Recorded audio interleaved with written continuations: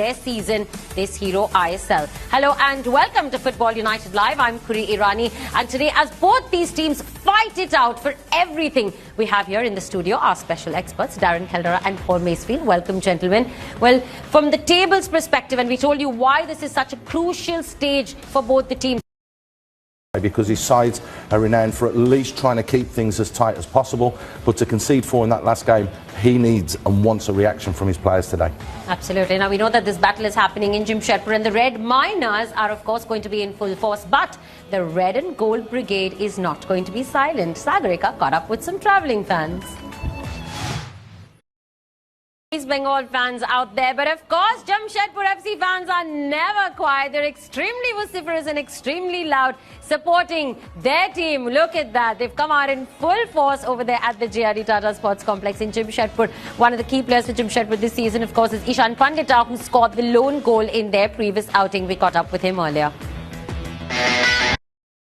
Then you want to start matches, and he's only started 3 games so far, and like you said, Darren's spot on. He's a little bit down the pecking order with the foreign players that they have. Absolutely, and with about 35 matches that he's come on so far and made appearances, only 3 starts so far. The one person who will decide whether he does or doesn't come on is of course the head coach. Darren spoke to Eddie Boothroyd earlier. Should be vital for them. Harrison Sawyer as well. He's got Jet who will be just playing in the hole. So it's going to be key how they all combine, and hopefully can get a couple of goals tonight as well. Mace, you always say that the numbers never lie. And Jamshedpur have been conceding majority of their goals from open play. 10 out of their 11 goals. Individual mistakes have cost them goals in open play. Absolutely, and individual mistakes have also cost the opposition. Stephen Constantine also needs to set things right in the East Bengal camp. Mace spoke to him earlier. All sorts of problems, and it's great to see 1 or 2 Indian boys and certain teams giving these Indians the opportunity to play as a number 9 and centre forward. You know, when we talk about East Bengal, it almost seems like you're talking about a different team in the first half and a different one in the second. They've conceded 45 minutes, but over 90 minutes people do fall asleep, and that's what has happened.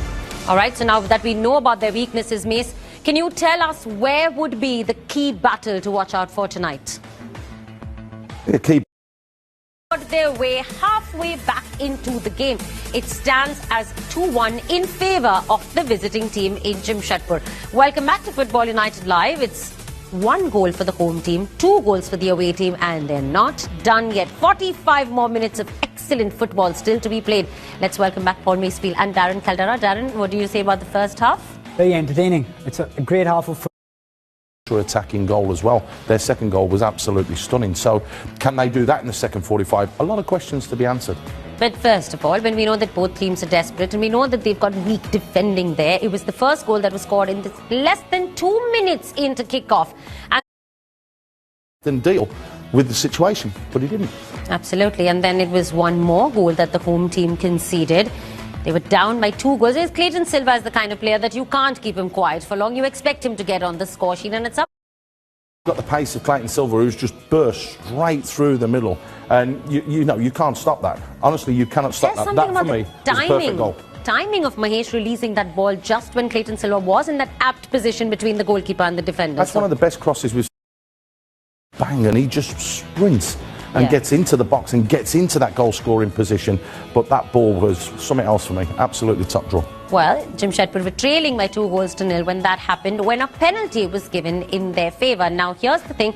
But Darren, when you were talking to me earlier, we were watching the game together, and Darren is already smirking, Mace, because Darren doesn't really agree that this is a penalty. He thought it was soft. So Darren, just explain that it wasn't elbow to face, it was face to elbow. Just elaborate. People, right? I mean, that's dangerous play. So that's a yellow card. It's as simple as that, and it's a foul, so it's a penalty. All right, our experts disagree. I love it. And then Jet stepped up, got the penalty converted. Jamshedpur FC therefore clawed their way back with that 1 goal. But cool, calm finish. They say it can be intimidating for the away. Jamshedpur FC 1, East Bengal 3. This is how it ended at the Furnace in Jamshedpur. Before we start and get into our expert analysis here, we have Eddie Boothroyd, the head coach of Jamshedpur FC, who's joining us from the stadium right away. And we've got to be able to compete with that. Thank you, Eddie, for your time. We appreciate you talking to us. Good luck going forward. Thank you.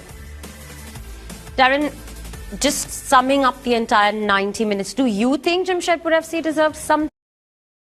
They did enough to get something out of it. But in the end, East Bengal was slightly the better side. They were in control in most parts of the game and they deserved to get those 3 points.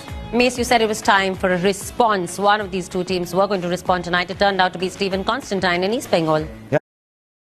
To win 2 games. And East Bengal have to lose 2 games to be able to catch them up. So at the end of the day, he will be very, very happy.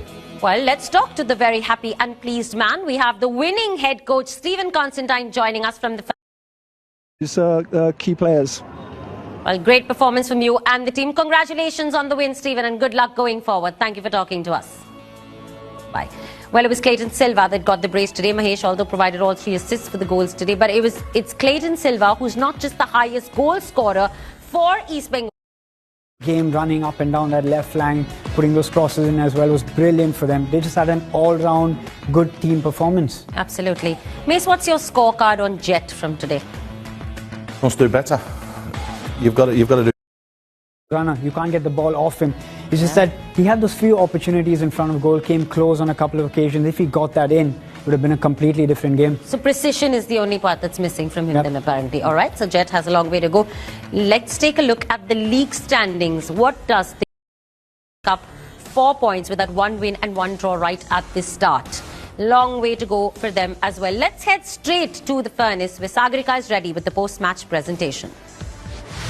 Good day. For a young player like Mahesh, it's so good to see. I mean, lovely player, just improving each and every game. Absolutely, and I know he's all heart. What a great player he is. It's time for a very short break on Football United Live. We'll continue our analysis on the other side. Stay with us. Get that 3 points and start their season. I think that was pivotal for them this match week. Absolutely. Now let's look forward to match week 9, and I promise Mumbai City's unbeaten run continues. And Cristiano Ronaldo is a free agent. It's that time again. No, I don't mean Christmas. I mean it's time for Football United. This is the one show where all of us get to be fans of football, talking to fans of football. Hi, I'm Khuri Irani, and we have the usual suspects, of course, Darren and Mace with us. But today we have a very special guest, could not reclaim it from them. So at the end of this match week, of course, it's Mumbai City FC that sit pretty at the top. They were given their 2nd consecutive loss of the season, all thanks to ATK Mohan Bagan getting the better of them. Let's just revisit moments from that match. The 2 sides and eventually won the points for ATK Mohan Bagan, and they will climb a couple of places in the table. It was a crazy win over there for Juan Ferrando. Now we know that he's under a lot of pressure. Crack. Maybe. I hope not, because we all like Manolo. Yeah. But for him to come out and say that, it's slightly worrying. Miss, what about ATK Mohan Bagan getting the better of Hyderabad FC? Juan Ferrando pulled a few tricks out of the bag, or he just had the better team? They were just lucky. That's Brilliant save. that nailed on. Mace's words. Nailed on. It's 3v1, so it should have been all right. The final game for match week 8 was at the JRD Tata Sports Complex, where the Men of Steel welcomed the Red and Gold Brigade. It was all in favour of the visitors. Let's revisit the highlights. 2 away games back to back. They have done that. Jamshedpur 1, East Bengal 3. What about those travelling fans? They were right there. They were elated towards the end. We saw those reactions. Kind of response that Stephen Constantine was talking about. Mace, you had mentioned earlier on when we were back in match week 7, and you said this fixture can be the defining moment for either of the two teams going forward, because whichever team loses from here on won't.